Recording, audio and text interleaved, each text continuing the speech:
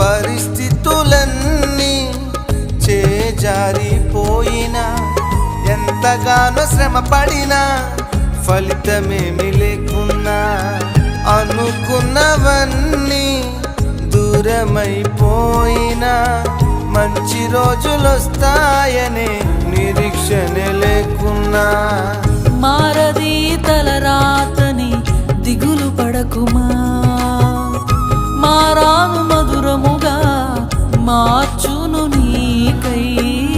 మారది తలరాతని దిగులు పడకుమా, మారాను మధురముగా మార్చును నీ